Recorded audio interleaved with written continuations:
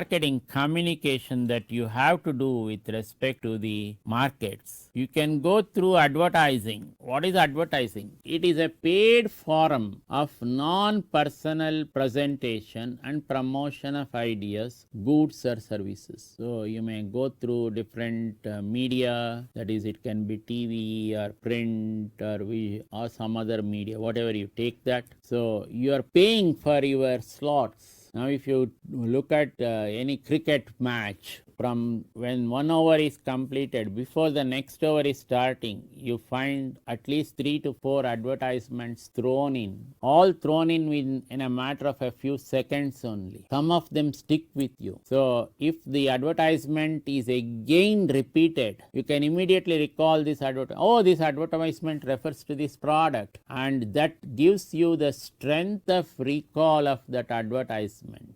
Okay, so this is what really carried the day with respect to the Garden against Vimal. The strength of its advertisement, the way this advertisement of Garden could recalled by the customer or the consumer. He said, yeah, this is a Garden sari. Okay, whereas Vimal promoted their product through strong personalities. Garden did not go to that.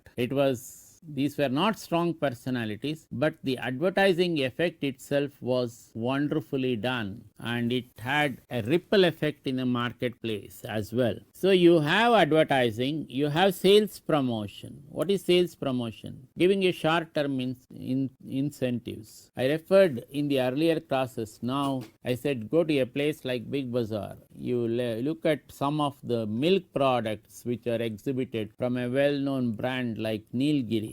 When they did that, they used to say, take 4 for the price of 3. So between 30 and 35, you could get one bottle of this. Suppose you wanted to take, they said, you pay for 3 bottles, different flavors. One can be strawberry, another can be badam, the next one can be pista, whatever it is. They have some 4 to 5 flavors which are there in the milk product category. So you can choose any one of them. And when you suppose you say, I pick 3 of this, the 4th one is coming free for you. So your 35 rupees into 3, 105, giving you instead of 3 the 4th one also. So your the product price essentially comes down, and maybe through this you are a more satisfied customer. So the other one is the type of publicity that you can generate through marketing communication. So this is a non-personal stimulation of demand, many times unpaid. Personal selling.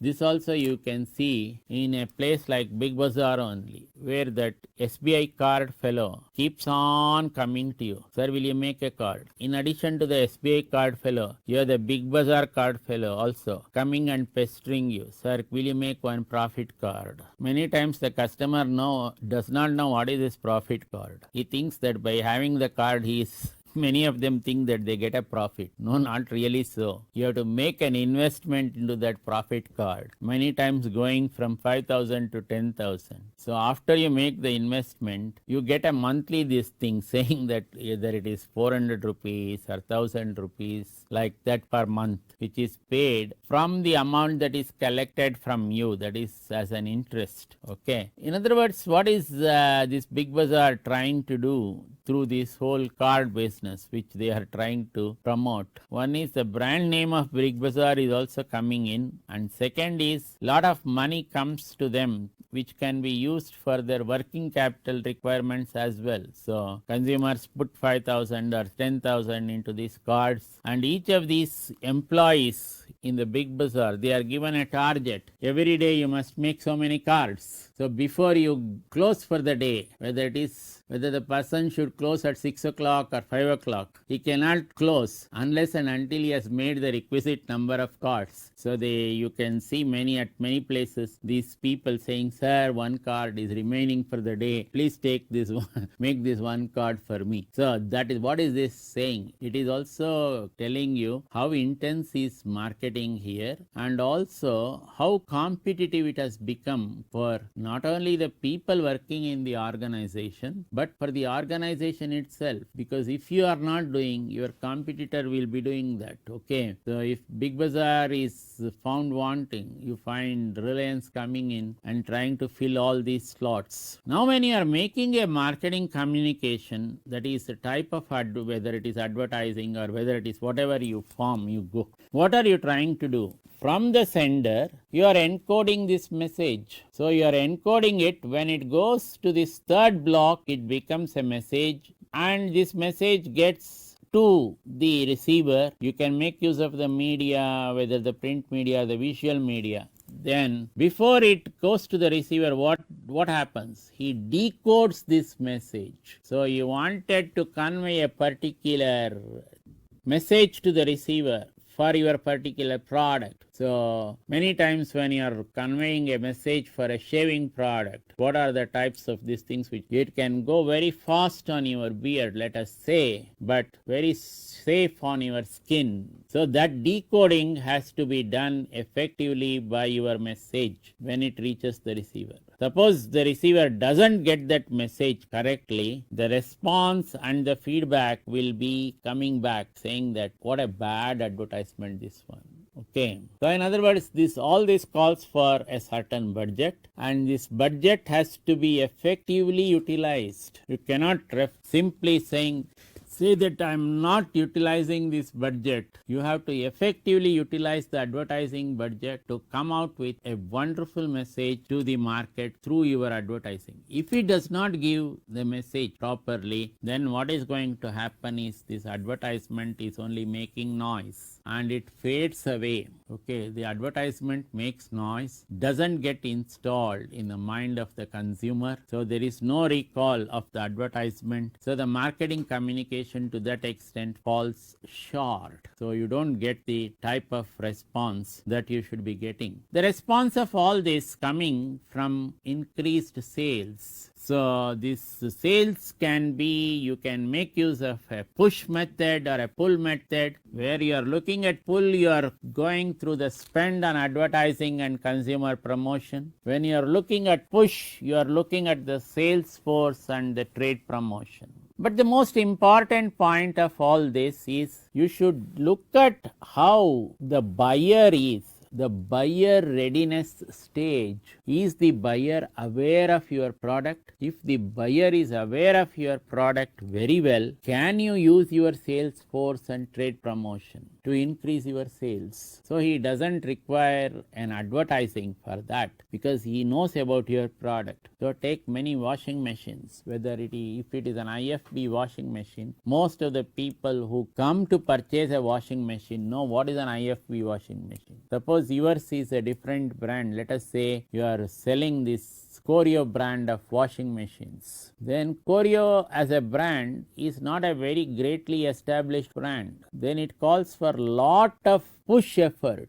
from the sales force and the trade promotion. So you have to say that, look, this Corio, the brand is not very different from the other established brands, whether it is the IFB or the LG. It has all the features of these brands and its performance is also at the same level as these brands. In other words, what are you trying to do? You are making the buyer to become aware of your product and creating a readiness in him to purchase this product. This buyer readiness stage can be harnessed using this push communication, that is the sales force and the trade promotion. The other aspect is at what stage is your product? Is your product being introduced into the market? Or if you are introducing it in the market, then you naturally have to make the market become aware. So there is a spend which is required on advertising and consumer promotion. It may also be required that you may use a push. So whether you use a push or a pull or sometimes together, you have to take a call. That is, the marketer has to take a call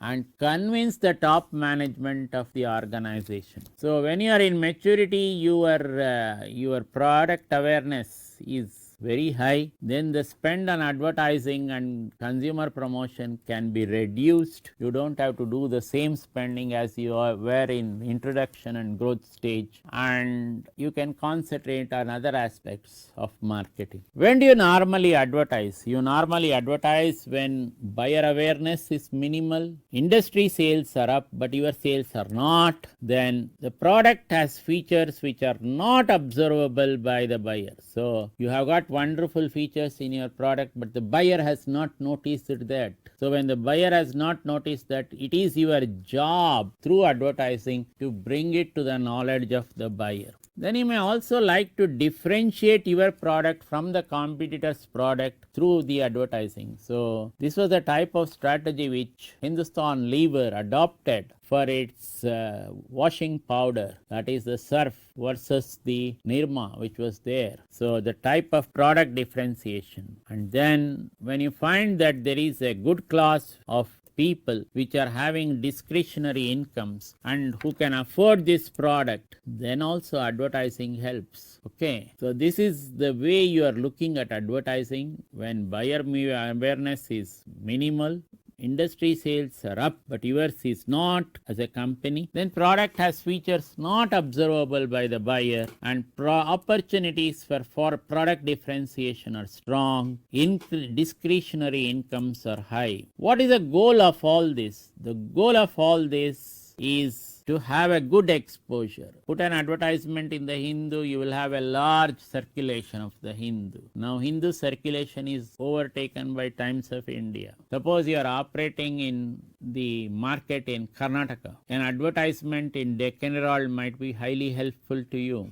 So think about which one is the best option. Similarly, when you put that advertisement in the right spot, then the awareness about your product. So a first page gets noticed. Sometimes the second and the third page also gets noticed very easily when the advertisement is put in the right slot. But when it comes to the middle pages, you may not see the same type of coverage which you thought you will get. Many times the reader may not see it in such minute this thing. So then what is the other purpose? The other purpose is you are influencing the attitudes of the customer towards your product. So the attitudes of the customer are getting influenced towards your product. The result of all that is you will have an increased sales. So the goals of this whole marketing communication would be to exposure, awareness, attitudes,